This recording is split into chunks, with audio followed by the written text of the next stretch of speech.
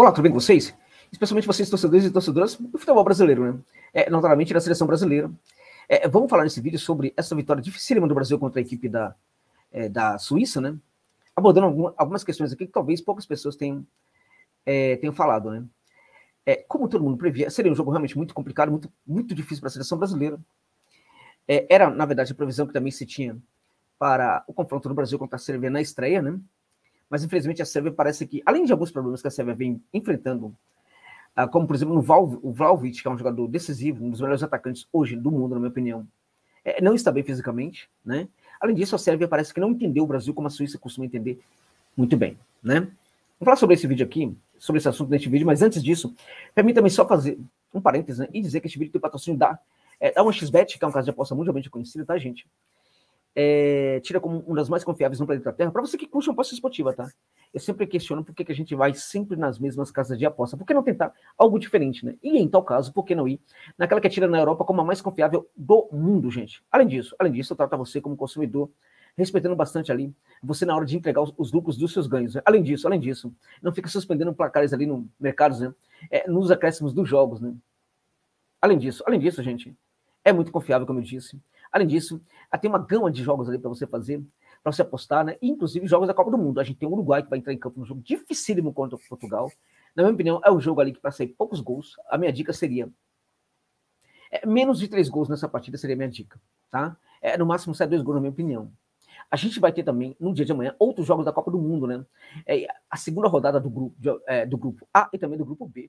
Então a gente vai ter Equador contra Senegal. Na minha opinião, esse jogo é vitória ou empate do Equador, gente. É isso mesmo.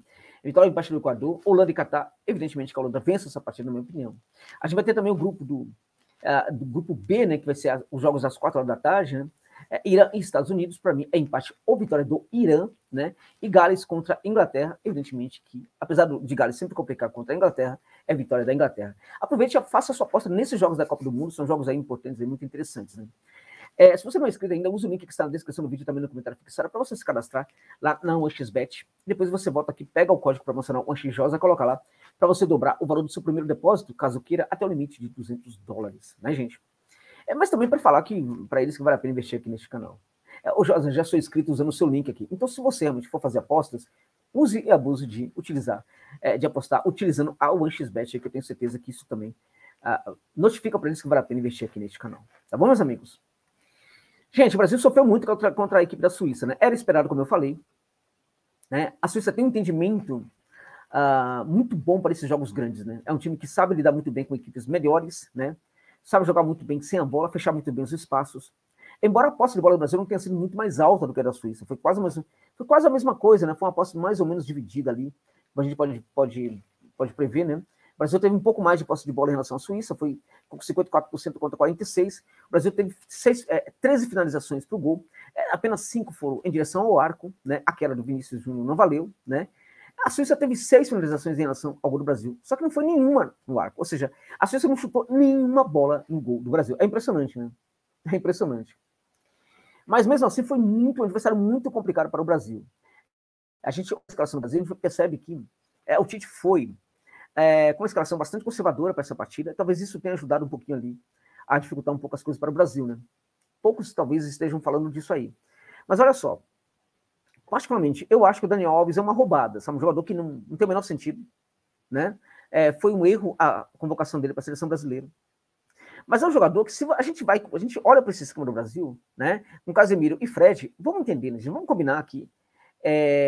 O Daniel Alves é muito mais jogador para atuar no setor direito ali, porque ele vai trabalhar muito mais à frente, ele tem um passe muito mais qualificado quando ele está ali no terço final, inclusive, do que o Éder Militão. O Éder Militão é um jogador que pode sim trabalhar na direita, ele trabalha muito como zagueiro na Europa, mas ele era um lateral no São Paulo.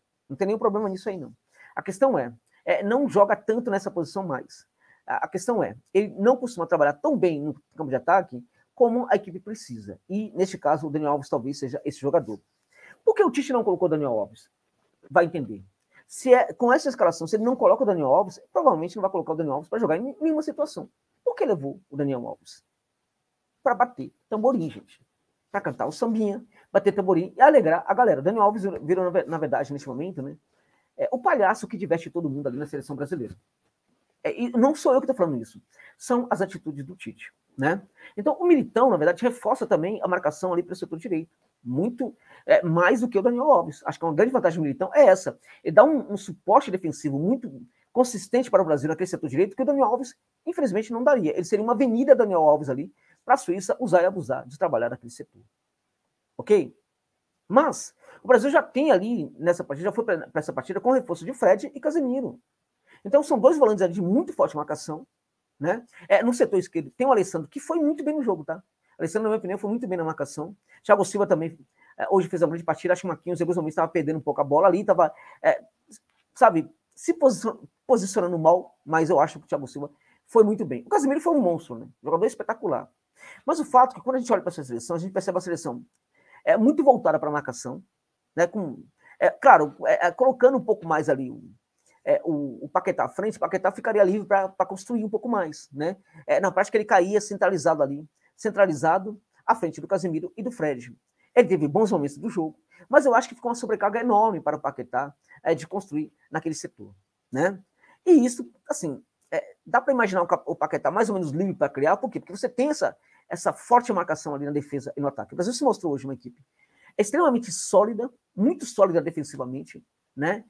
A gente percebe que a qualidade é muito, muito grande ali no comando de ataque, né? No último terço do campo a gente percebe muita força do Brasil. E olha, se a gente olhar para o banco de reservas, a gente vai encontrar grandes jogadores que, se substituírem os titulares, também vão manter a qualidade ali do ataque da seleção brasileira, né? A gente percebe também, gente, que é um time que não se perde em vários momentos da partida, mesmo diante de dificuldades colocadas pelo seu adversário. Até o momento, ao menos, a gente percebeu essa seleção do Brasil muito focada, sabendo perfeitamente o que fazer dentro de campo, com uma leitura muito boa do que pode e deve fazer. Ou seja, certamente que é uma seleção, gostemos ou não do Tite, uma seleção muito bem treinada.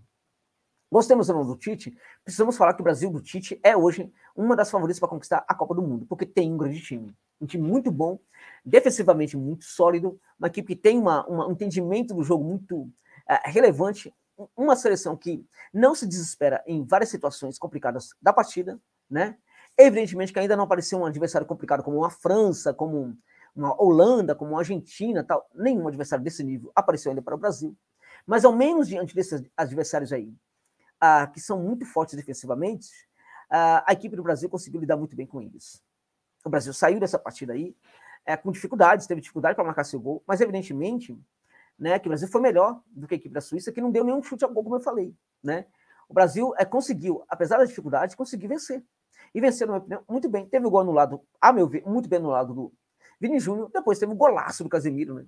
Que é um jogador que segue a fazer muita diferença nessa seleção brasileira. As dificuldades ficam por conta, na minha opinião, do excesso de conservadorismo, que a equipe poderia ter um pouco mais de jogadores ali, mais leves ali, do meio de campo para frente. Contudo, dá para entender. Não dá para ficar criticando o Tite, dá para entender o que aconteceu.